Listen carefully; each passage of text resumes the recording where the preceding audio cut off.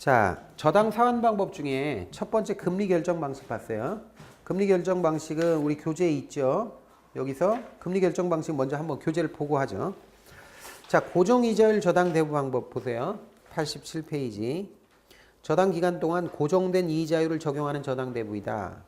이 방법의 경우 인플레이션 등에 의하여 시장금리가 상승하는 경우에는 대출기관의 수익성이 악화되죠. 그러니까 대출기관이 손해본다는 거죠.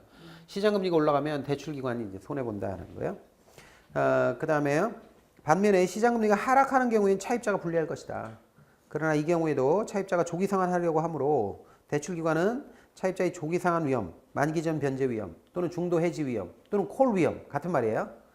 에 노출된다는 문제점이 있다. 즉 금리 변동 위험을 대출자가 부담하게 된다. 자, 대출자 은행 입장에서는 자 금리 시장금리가 오르면 인플레이션 위험이죠. 시장금리가 떨어지면 조기 상환 위험이야. 이쪽으로 저쪽으로 해도 다 위험해. 그러니까 에라 모르겠다. 변동이자를 하면 되죠. 그래서 변동이자율 저당 대부법이 나오게 되는데 한번 보죠. 변동이자율 저당 대부법은 이자율 변동 위험의 전부 또는 일부를 대출자로부터 차입자에게 전가시키기 위해 대출자가 은행이에요. 대출해주는 자. 차입자는 이제 돈 빌리는 사람이죠. 전가시키기 위해 고안된 융자 방법으로서 사전에 약정한 방법으로 일정 기간마다 대출 금리를 조정하는 겁니다. 우리나라는 보통 CD 연동 대출을 했으면 3개월마다 한 번씩 바꾸고요. 코픽스 금리를 연동했다 그러면 6개월 정도에 한 번씩 바꿔요. 자, 그래서 이는 종래의 고정이자율 저당대부법에서 이자율 변동의 위험을 전적으로 대출자가 부담하는 약점을 보완하기 위해서 고안됐다. 이런 거죠.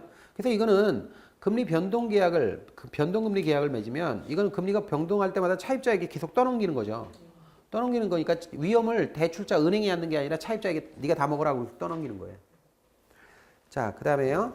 나머지 뭐 됐습니다. 나머지 뭐 2번은 됐습니다. 자, 그래서 우리가 금리 결정 방식, 금리 고정, 그 다음에 금리 변동식 이 두 가지를 살펴봤습니다. 이번에는 우리 교재에도 있지만 이제 저당 원리금을 어떻게 분배하느냐, 저당 상환 방법 중에 원리금을 어떻게 분배하느냐 하는 거를 볼 거거든요. 지금부터 이제 저하고 같이 계산을 하셔야 돼요.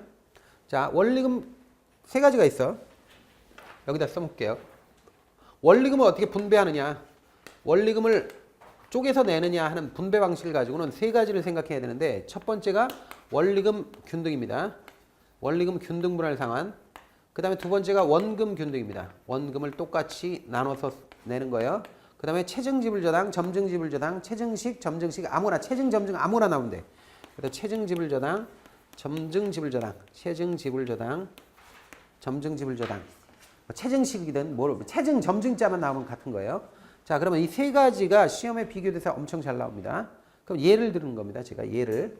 갑돌이라는 사람이 1,000만 원을 빌렸어요. 이건 원리금 균등분할 상환의 예입니다. 지금부터 이제 원리금 균등분할 상환을 해야 돼요. 원리금 균등분할 상환 많이 이제 생겨요, 이제. 그러면 1,000만 원 빌렸는데 10% 금리로 빌렸어요. 그 다음에 20년 동안 갚는 걸로 빌렸습니다. 자, 그러면 얘가 1년에 한 번씩 낸다고 할 때 매월 낸다 그러면 너무 복잡해. 그러니까 연마다 1년에 한 번씩 낸다고 가정했을 때 1년에 얼마씩을 내야 돼요? 그건 모르죠. 모르니까 자, 1,000만 원에 해당하는 돈을 대출받고 갚아야 될 원리금 구하는 자본 환원 계수는 저당상수라고 합니다. MC가 저당상수예요. 그러면 저당상수 값을 주면 그 대출 원금에다 저당상수를 곱하면 되거든요. 곱하면 얼마가 나오냐면 117만 4천 얼마 이렇게 나와요. 그래서 매년 117만 원씩 갚는 거예요. 그러니까 이게 왜 나오는지는 신경 쓰지 마세요, 지금은. 어쨌든 1,000만 원 빌리고 10% 금리로 20년 만기 상환이다. 그 조건에 대해서 저당상수를 딱 곱하면 원리금, 갚아야 될 원리금 나오는데 원리금은 117만 4천 원씩 갚는 거예요. 20년 동안 갚으려면. 10% 금리니까 상당히 높은 거죠. 자, 이렇게 해서 갚는데 그러면 요 117만 원을 그냥 우리는 계산 목적으로 하는 게 아니라 지금 이해를 위해서 하는 거니까 이거 골치 아픈 건 4만 원 띄자고요. 4천 원 띄자고요. 117만 원씩 갚는다고 했을 때 원금과 이자가 그리고 잔금이 어떻게 바뀌는지 요걸 표로 한번 정리해 봤습니다. 자, 기간이 1년, 2년, 3년, 4년, 5년, 6년 이렇게 해서 20년이면 끝나요. 그리고 원리금은 금방 분명히 아셔야 돼요. 원금과 이자의 합이 원리금이에요. 원리금은 원금만 있는 것도 아니고 이자만 있는 것도 아니에요. 한꺼번에 내는 거예요, 이게. 그리고 그 안에는 이자가 있고 원금이 있다 이거야. 그러면 그 원리금 안에 있는 원금을 갚고 나면 그 다음에는 잔금이 갚아야 될 돈이 줄어나가는 거죠. 이런 방식으로 되어 있는 게 원리금 균등분할 상환입니다. 다만 원리금 균등분할 상환은 이 원리금을 똑같이 갚는다는 거죠. 그러면 117만 원씩 이렇게 갚아 나간다는 거 아니야? 20년 동안? 그러면 이걸 이제 따져봐야 되는 거예요.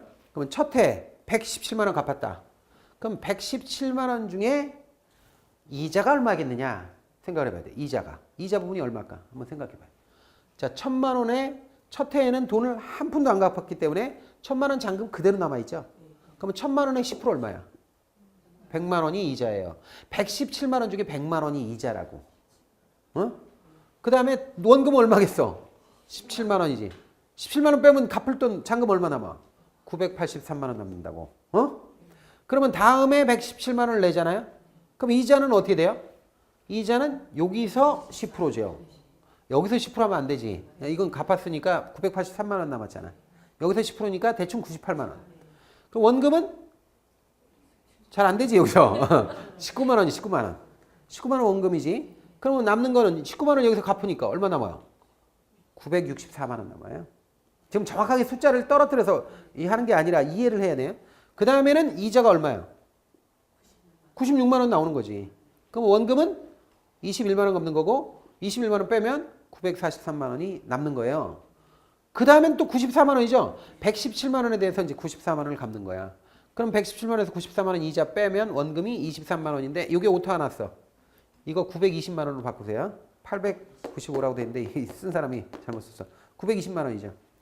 그러니까 이 943만 원에서 23만 원 빼면 920만 원 남을 거라고. 중요한 건 지금 이 숫자가 중요한 게 아니에요. 지금 원리금은 똑같죠. 그런데 이자가 처음에 많다가 적어진다는 게 특징이지. 근데 원금은 점점 늘어난다라는 거예요. 요게 특징이고 요걸 보여주는 이런 표를 뭐라고 그러냐면 상환조견표라고 그래. 특히 이 상환조견표는 은행에서는 별로 안 써요. 요즘엔. 안 쓰는데 보험회사 같은 데 있죠. 보험회사 같은 데 보험료를 계속 이제 지불하는데 나중에 중도 해지하는 경우가 있어요. 해약하는 경우가 있는데 그때가 되면 뭐냐. 내가 부은 게 얼마인데 이거밖에 안 나오냐 이런 얘기가 나와. 그러니까 아예 계약할 때 조그맣게 상환조견표 같은 해약 환급금 예시표라고 하는 거를 준단 말이죠. 이게 웃기는 게 뭐냐면 이 사람이 4년 동안 갚았다 그러면 117만 원씩 4번 갚았다 그러면 거의 뭐야 얼마 갚은 거야? 일단 500만 원 정도 갚은 거예요. 500만 원 가까이 갚은 거잖아요. 그런데 이 로또에 당첨돼가지고 이게 갚으려고 하니까 거의 뭐야 920만 원 이게 895만 원이 아니라 920만 원 정도 남는 거거든요. 그럼 920만 원 그러니까 내가 열심히 500만 원을 은행에 갖다 줬는데 원금은 100만 원이 안 된 거야 갚은 게. 그럼 이자만 갚았다는 얘기지 열심히.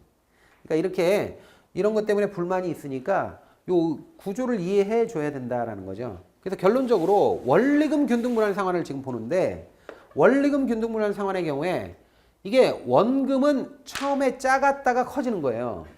원리금은 똑같은 거고 원리금 내부에서 초기에는 원금이 작았다가 커지는 게 특징이고 이자는 컸다가 작아지는 게 특징이야. 이해가 되시죠? 그래서 이 그림을 이렇게 그려놨는데 이게 그지같이 그렸어. 그림 잘못 그렸어요. 제가 다시 한번 볼게요. 지금 만약에 자, 이 경우를 예를 들었는데 117만 원을 똑같이 갚는 거는 원리금 균등이야. 에? 지금 117만 원 이렇게 갚는다고 쳐요. 20년이야 이게. 그럼 117만 원 똑같이 갚는 거 이게 똑같은 거는 이건 원금과 이자의 합인 원리금이라고 얘기한. 그런데 초기에는 117만 원 이만큼이다 그러면 원금은 17만 원밖에 안 된다니까. 그리고 이자가 100만 원이라고. 그런데 이 17만 원이 점점 늘어난다는 거죠, 이렇게. 그리고 이자는 요 비중이 요만큼의 비중이 점점 떨어진다는 거 아니에요. 그렇죠? 이렇게 된다. 그러면 만약에 중간 정도 돼서 갚아야 된다. 반 정도 지났다. 2분의 1, 기간이 2분의 1 지났다. 한 10년 지났다. 그럼 원금 얼마나 갚은 걸까? 그동안에 얼마나 반 갚았을까? 아니, 어림도 없어요. 3분의 1 정도 갚은 거야. 어? 그러니까 기간의 반이 지나도 3분의 1은 밖에 못 갚은 거예요. 그러면 반 갚으려면 원금 반 정도 갚으려면 얼마가 될까? 2분의 1 갚으려면 기간이 한 14년 걸린대요. 이 지금 그림 잘못 그렸는데 3분의 2 정도 기간 지나야 된다는 거예요. 이게 나온 적이 있어요, 시험에. 아시겠죠? 그러니까 요거 이해하시겠죠? 이 그림을 잘못 그렸어요, 이 사람이. 근데 어쨌든 끼울게 그렸는데 어쨌든 이 원금은 점점 늘어나고 이자는 점점 줄어든다. 이게 핵심이에요. 원리금 균등분할 상환은. 그래서 원금과 이자를 이렇게 합쳐서 원리금이라는 명목으로 갚는데 원리금을 똑같이 갚아 나가는데 그 원리금 안에서 원금과 이자의 비중은 서로 다르다라는 거예요. 이거 잘 나오죠. 그래서 여러분들이 이거 그림을 좀 이해할 필요가 있습니다. 자, 됐습니다. 자, 그러면 첫 번째 우리가 봤던 게 원리금 균등분할 상환 조건이에요. 자금을 어떻게 분배하느냐 해서 두 번째가 원금 균등입니다. 똑같은 예를 한번 들어보겠습니다. 원금 균등은 뭐냐면 원금 균등은 원금을 똑같이 쪼개서 갚는 거야. 이거 똑같은 예로 할게요. 지금 1,000만 원이고 1,000만 원을 빌렸고 10% 금리로 빌렸고 20년 상환 조건으로 빌렸다. 그러면 1,000만 원을 20년 동안 원금을 똑같이 쪼개서 갚는 거예요. 이게 원금 균등이에요. 그럼 원금이 얼마가 될까? 매년 똑같이 갚는 돈이 얼마가 될까? 50만 원. 이거 너무 잘했어. 이거 금방 나오기 힘든데. 자, 50만 원 맞아요. 50만 원씩은 원금 똑같이 갚는 거야. 그러니까 이 경우는 원금 균등 분할 상환은 원금 50만 원이 똑같은 거야. 원금이야, 이게. 원금을 똑같이 갚는 거예요. 자, 그래서 원금 균등이야. 근데 문제는 원금을 똑같이 갚으면 잔금도 줄죠. 그러면 첫 해 50만 원 갚았다. 그럼 얼마야? 950만 원 남고. 두 번째 50만 원 갚으면 900만 원 남고. 이렇게 된단 말이죠. 그러니까 첫 해 50만 원 갚으면 950. 둘째는 900. 그 다음엔 850. 그 다음에 이거 오타 났어. 800이야. 이것도 800. 800이야. 이런 식으로 된단 말이죠. 여기까지는 이해가 됐죠? 네. 자, 그러면 이제 여기다가 은행은 요것만 하는 게 아니라 이자를 먹어야지. 이자. 이자를 받아 먹어야지. 근데 첫 해는 이자가 얼마야? 100만 원이에요. 첫 해는 아무것도 안 갚았잖아. 그러니까 첫 해 이자는 100만 원이야. 그럼 100만 원을 붙이면 얼마야? 150만 원을 은행에 갖다 줘야 되는 거야. 그러니까 아까 똑같은 조건으로 우리가 원리금 균등분할 상환을 봤을 때는 원리금 균등분할 상환은 117만 원으로 똑같이 갚죠. 근데 얘는 150만 원에서 시작하는 거야. 똑같지 않아요. 원리금이 똑같지 않아. 그래서 원금은 내부적으로 똑같지만 원리금은 똑같지 않아요. 그럼 첫 해에는 150만 원 갚고 둘째는 어떻게 되느냐면 950만 원에 대해서 이자가 95만 원 붙어서 145만 원. 요거하고 요걸 더해서 145만 원 갚고 셋째는 90만 원이니까 130만 원. 넷째는 85만 원이니까 여기서 더해서 135만 원. 이런 식으로 되는데 이게 특징이 뭘까? 가면은 요게 줄어든다는 거죠.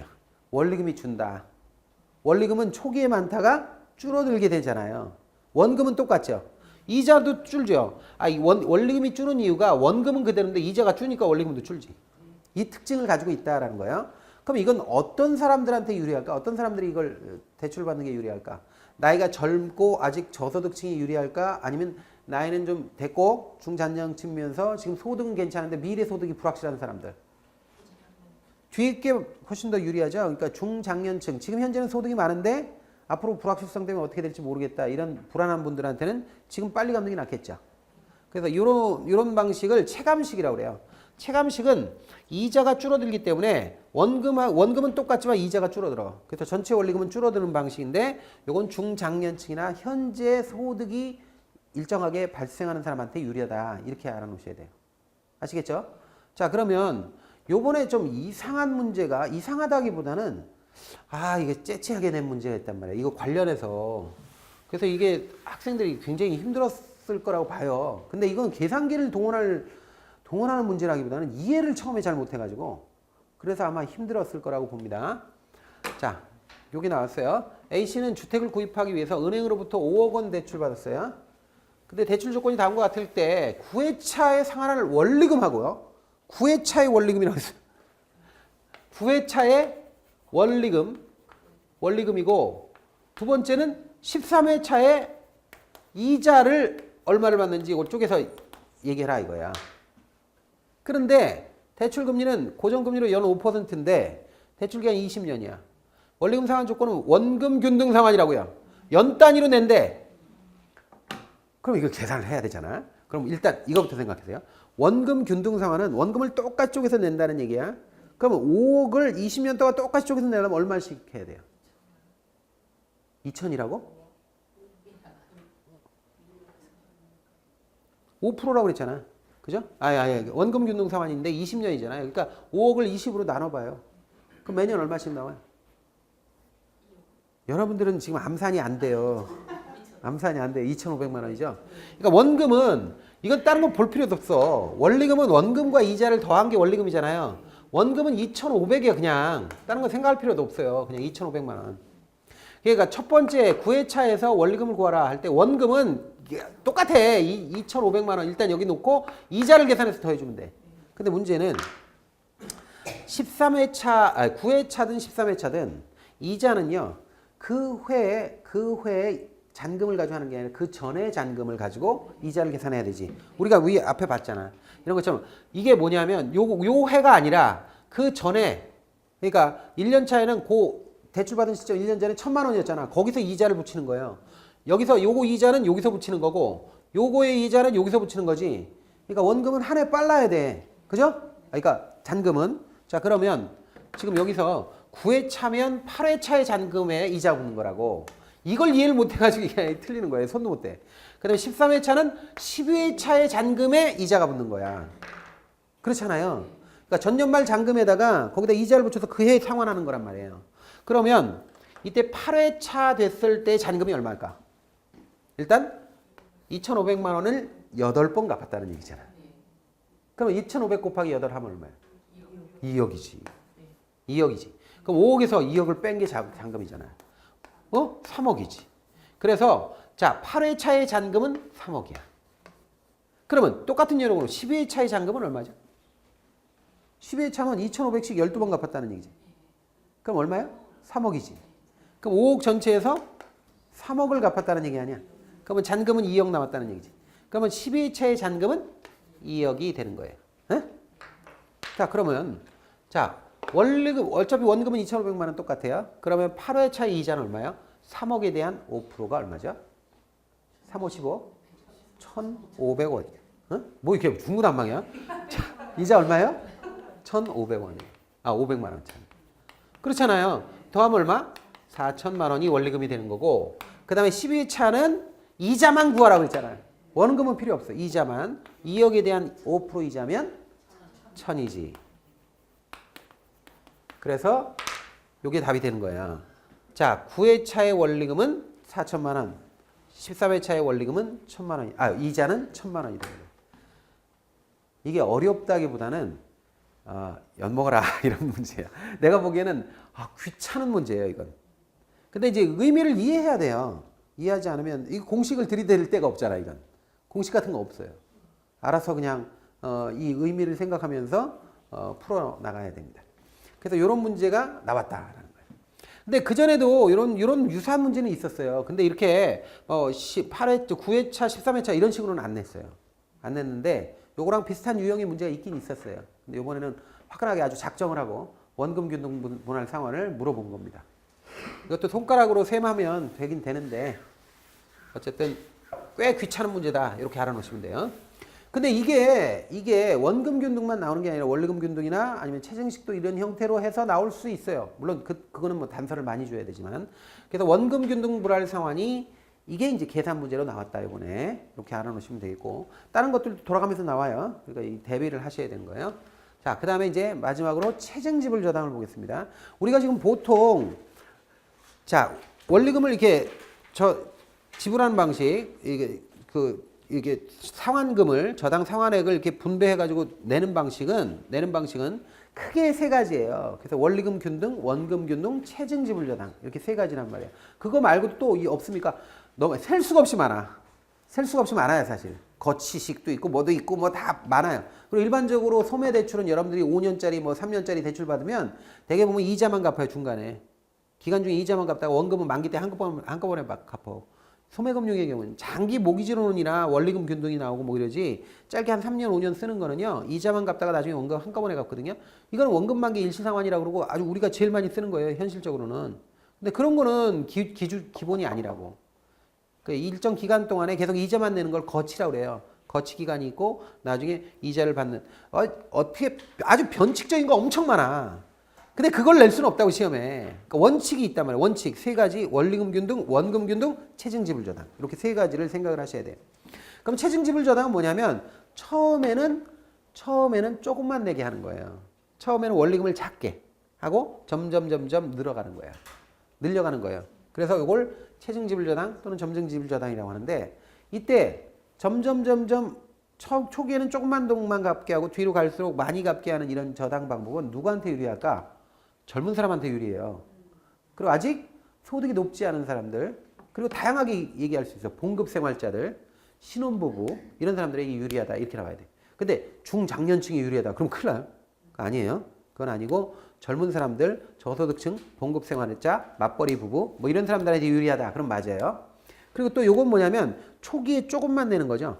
초기에 조금만 내고 뒤로 갈수록 많이 내는 거잖아요. 원리금을 뒤로 미루는 거 아니에요. 그렇기 때문에 요 방식은 요거는 주택을 끝까지 보유하겠다. 내가 마르고 닳도록 없어질 때까지 여기서 그냥 평생 살겠다. 이런 사람들은 이 방식이 불리해요, 오히려. 그러니까 빨리 조금만 갚고 집값 오르면 빨리 팔고 튀어야지. 이런 사람한테 유리해요. 그러니까 주택을 내가 짧게 보유했다가 적당한 시기에 팔고 빠지겠다 하는 사람한테 유리한 거예요, 이게. 왜냐면 부담이 덜 하잖아, 초기니까. 그래서 요거는 주택 보유 예정 기간이 짧은 사람한테 유리해. 이것도 시험에 나온 거야, 다. 주택 보유하려고 하는 기간이 짧은 사람한테 유리해. 난 2년만 갖고 있다 팔을 거야. 3년만 갖고 있다 팔을 거야. 이런 사람한테 유리하다는 거죠. 초기에 조금만 갚으니까. 그 다음에 이게 부의 상환이 발생할 수 있다. 이건데 이걸 제가 설명해 보겠습니다. 여러분들. 자, 우리가 보통 일반적으로 자, 만약에 1,000만 원에 예를 들어서 10% 금리의 20년 상환 조건으로 계속 얘를 밀어나가죠. 자, 일반적으로 원리금 균등분할 상환이나 원금 균등분할 상환. 제가 지금까지 설명을 했지만 원리금 균등은 이 예에서는 117만 원씩 원리금을 갚고 원금 균등은 처음에 150만 원에서 시작해요. 그런데 얘는 아예 처음부터 깎아주는 거예요, 은행이. 그래서 초기에 원리금이 있고 이자가 있고 그다음에 여기 원금 상환분이 있고 잔금이 있다 그러면 아예 얘 보고 야, 너는 그냥 처음에 뭐 젊고 저소득층이고 봉급생활자고 신혼부부니까 뒤에 많이 갚고 지금 소득 별로 없으니까 한 80만 원만 갚아. 이렇게 한단 말이에요. 그 원리금을 80만 원을 갚는 거야. 초기에. 이렇게 설정해 놓으면 어떻게 되느냐 하면 보세요. 1,000만 원에 대한 이자가 얼마죠? 금방 봤지만 100만 원이죠. 이자를 다 못 갚았지. 100만 원 이자를 해야 되는데 이자를 못 갚았잖아. 그래서 이게 이자를 못 갚았단 말이죠. 이자는 원래 1,000만 원이래야 되는데 100만 원 참. 내가 이게 요즘 이상해. 100만 원이래야 되는데 80만 원밖에 못 갚는 거 아니야. 1,000만 원에 대한 10% 이자는 100만 원인데 그럼 어떻게 되느냐? 못 갚은 돈이 어떻게 돼요? 원금은 제로인데 여기 마이너스 20이 되는 거야. 왜냐면 못 갚은 이자가 원금에 붙어. 원금이 줄은 게 아니라 늘어난다는 거야. 역으로, 거꾸로. 그래서 잔금은 80만 원 갚았는데 1,020만 원 되는 거예요. 자, 그러면 돈을 열심히 갚았죠. 갚기는 갚았죠. 근데 잔금이 늘어났죠. 자, 이거를 부의 상환이라고 해. 거꾸로 갚는다. 대출 금액이 줄어드는 게 아니라 돈을 갚는데 늘어나. 이런 거를 부의 상환이라고 한다는 거예요. 그러니까 부의 상환 발생할 수 있다는 거죠. 당연히. 그래서 요거까지 용어를 알아놔야 돼요. 젊은 사람이나 저소득층이 유리하고 주택보유 예정기간이 짧은 사람한테 유리하고 부의 상환이 생길 수 있다. 마이너스 상환입니다. 그래서 요걸 그림을 한번 그려보면 이런 거죠. 자, 지금까지 예를 든 걸 한번 보는데 자, 이렇게 117만 원씩 똑같이 갚는 것은 원리금 균등분할 상환이야. 원리금 균등. 그 다음에 초기엔 150만 원에서 점점 줄어가는 건 원금 균등분할 상환이야. 그 다음에 점증지불 저당은 뭐야? 초기에는 적다가 점점 늘어나는 거야. 되게 20년짜리 저당을 받았다 그러면 30대에 받으면 50대 만기가 되거든요. 그럼 20년 동안에 117만 원씩 똑같이 갚느냐? 150만 원 처음에 많이 갚다가 적어지느냐? 아니 처음에 조금 갚다가 많아지느냐? 요걸 생각을 해야 돼요. 그러면 만약에 은행 입장에서 보면 가장 위험한 게 뭘까요? 세 가지 방식 중에. 체증식이 제일 위험해요. 체증지불 저당이. 왜냐면 회수를 빨리 못해. 그 다음에 원금 균등이 가장 안전한 방법이다. 이거죠. 만약에 중도에 해약을 했다. 이만큼 가가지고. 한 9년 돼가지고 해약을 했을 때 잔금이 제일 많이 남아요. 갚아야 될 잔금이 제일 많이 남는 게 뭐예요? 이건 생각을 해야 돼. 잔금이 가장 많이 남는 거. 체증이지 뭐요. 잔금 이만큼 남았잖아. 이만큼이 잔금 아니야. 이거 나 갚아야 될 게 이만큼이잖아. 이거. 근데 체감식은 어떻게 돼요? 원금 균등은 이것만 갚으면 되잖아. 이거. 원리금은 이거 갚아야 되고. 그러니까 잔금이 가장 많이 남는 거는 체증지불 저당이에요. 체증지불 저당이 그래서 은행이 위험한 거예요. 왜냐면 갚아야 될 돈을 뒤로 다 밀어놨단 말이에요. 이렇게 해서 여러분들이 요 그래프를 좀 이해할 필요가 있습니다. 이것도 그림 우리 책에는 웬만한 데는 다 있으니까 그거 한번 생각해 보시면 되겠네요. 자, 그래서 이렇게 해서 우리가 크게 원리금을 어떻게 갚아 나가느냐 이걸 잘 봤어요. 한번 규제를 보죠. 88페이지. 자, 원리금 균등분할 그다음에 원금 균등분할 그다음에 체증식 세 가지를 지금 이야기하고 있습니다. 자, 원리금 균등 분할 상환은요. 자, 개념 원리금 균등 상환 방법 CPM이라고도 그래 영어로 Constant Payment Mortgage라고. 자, 은 매기간 원금과 이자의 합계가 균등한 방법이다. 즉 매기간 지불하는 원리금 지불액이 동일하며 만기가 도래하는 때 차입한 원금이 모두 상환되게 하는 방법이다. 이는 고정금리를 가정하고 있다. 아래 원금 상환이나 체증식 상환도 고정금리 가정한다. 특징이 중요하죠. 원리금 균등 상환액에서 원리금 균등액은 저당 대백 곱하기 저당 상수를 쓰면 돼요. 근데 이건 뭐 중요한 거 아니고요. 자, 그 다음에 2번 상환 기간 동안 일정하게 지불되는 저당 지불액 중에서 기간 초에는 이자 지급액이 많아요. 이자를 많이 갚아. 초기에는 원금 상환액은 적지만 기간 말에 가까울수록 이자는 줄어들어. 그리고 원금은 늘어나요. 그죠? 이걸 구조를 이해해야 돼요.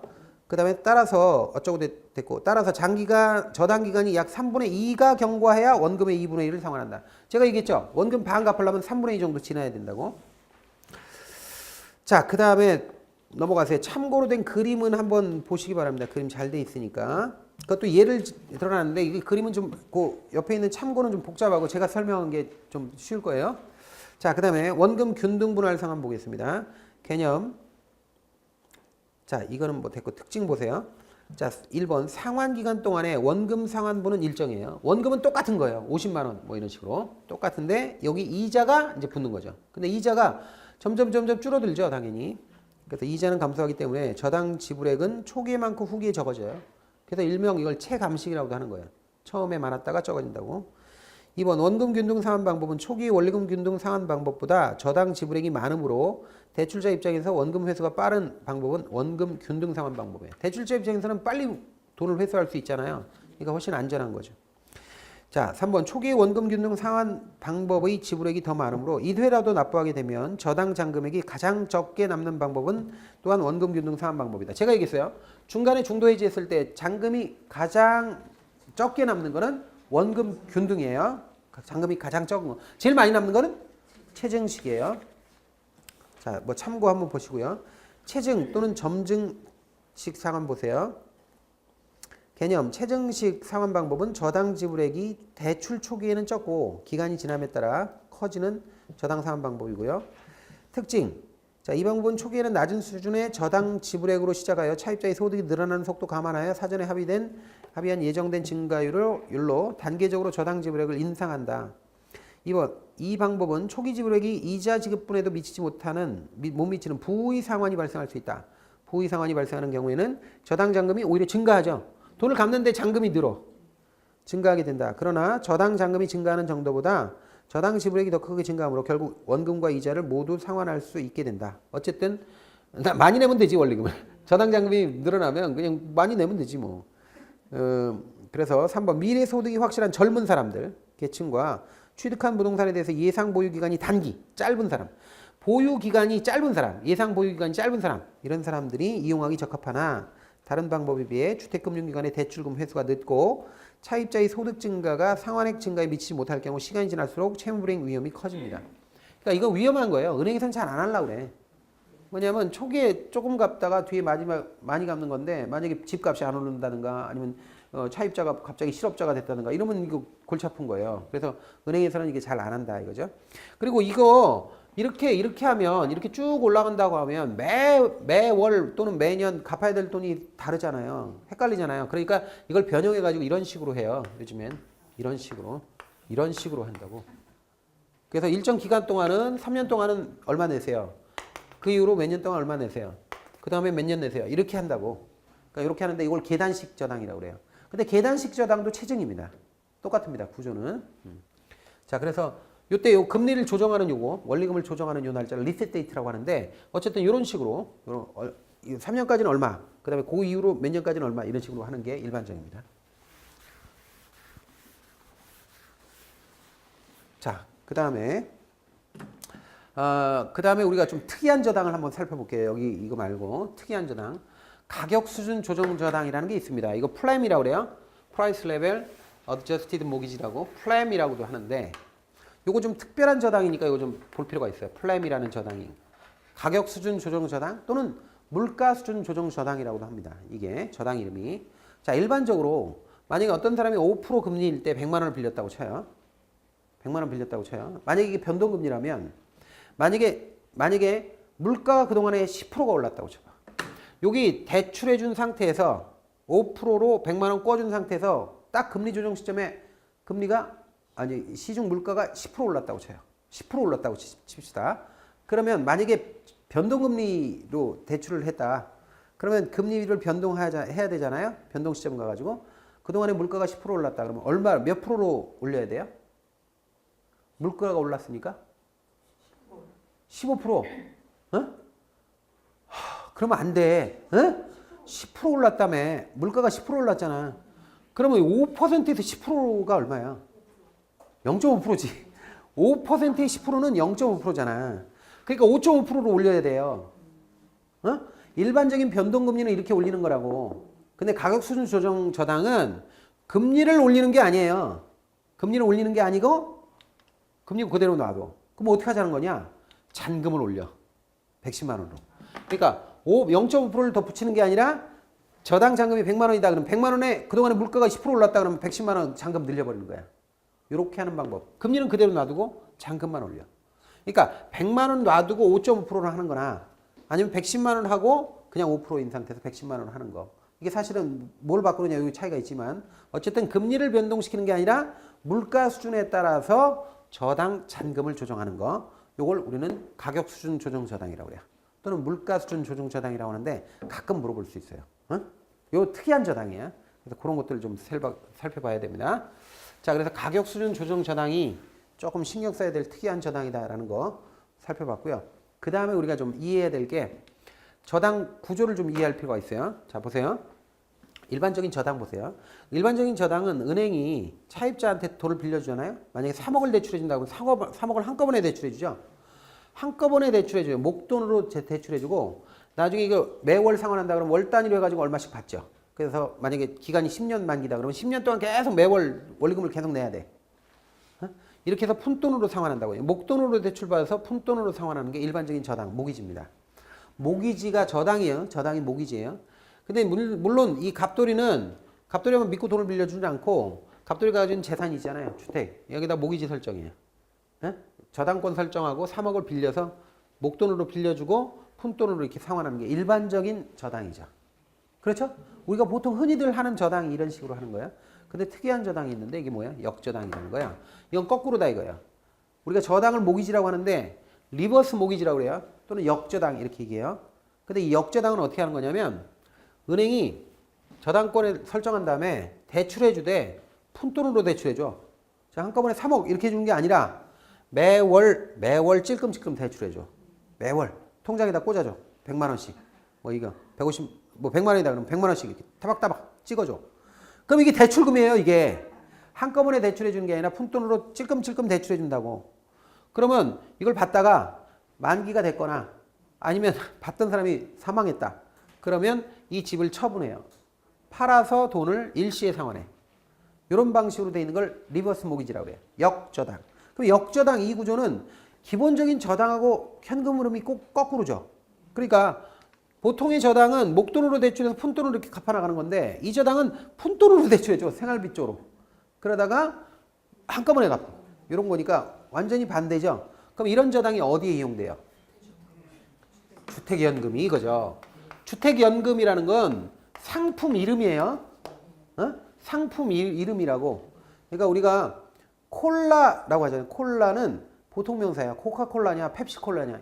코카콜라 펩시콜라는 상품이고 콜라는 그냥 어떤 사물에 붙이는 일반 명사잖아요. 그러니까 우리가 모기지, 역모기지, 역저당 하는 거는 그냥 일반적인 이름이야. 근데 그거를 이 구조를 상품으로 만들면 주택연금이에요. 주택금융공사에서 상품으로 만들었어.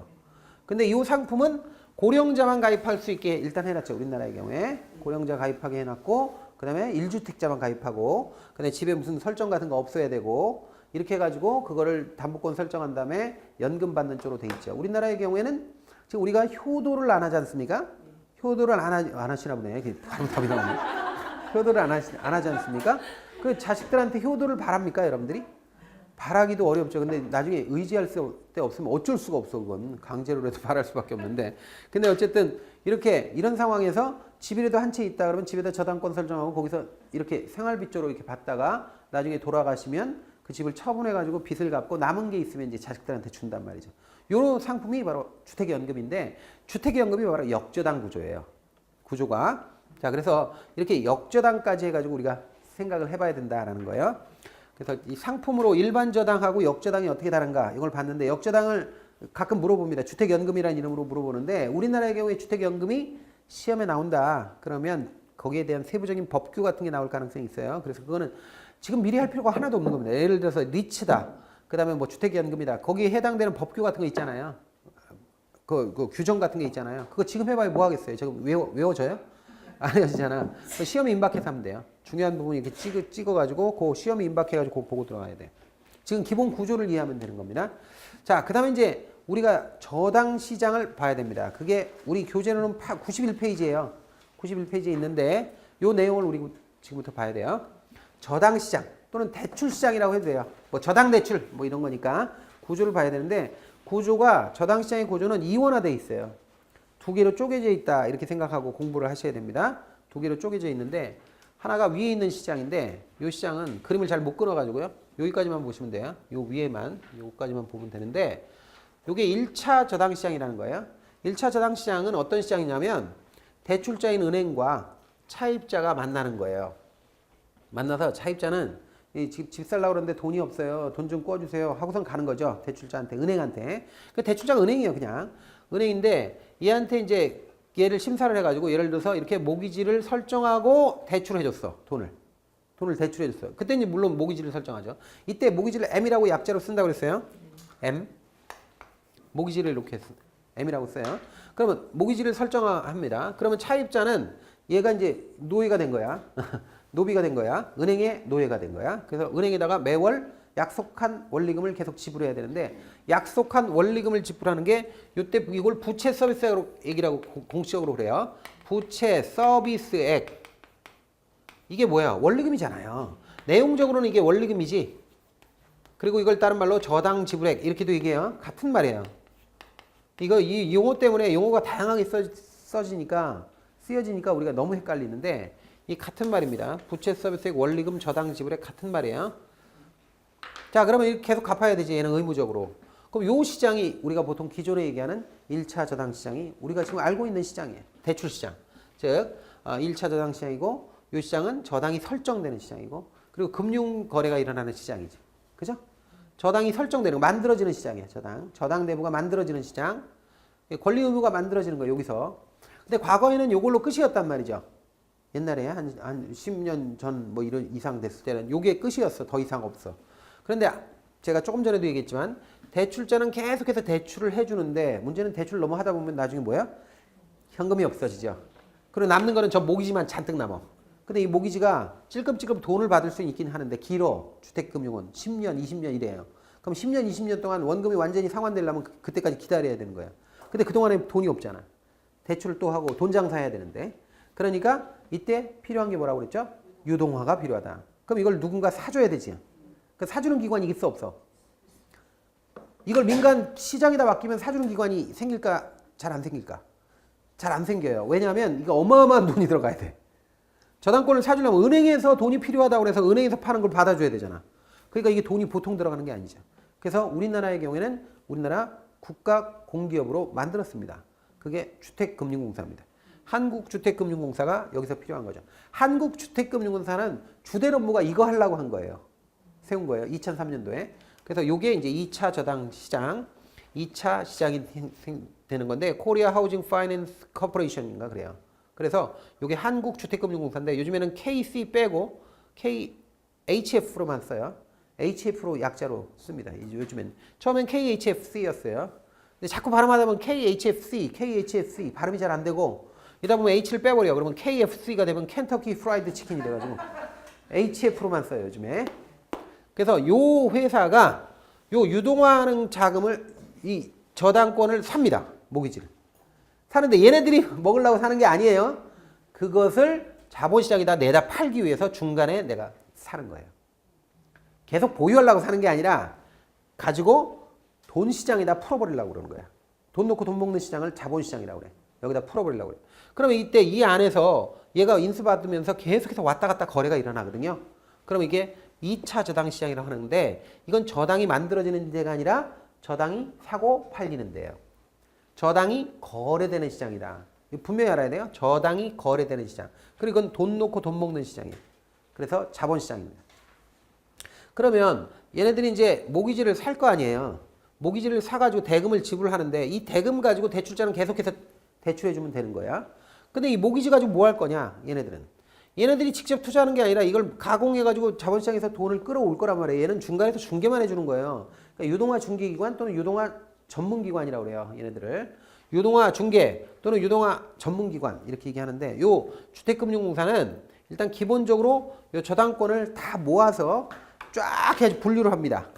그러니까 우리가 과수원에서 과일을 따가지고 과일의 무게나 뭐 이런 걸 보고 검수를 한 다음에 뭐 안 좋은 거 빼버리고 그 다음에 비슷한 무게끼리 다 나누고 이렇게 자동으로 분류하고 그러잖아요.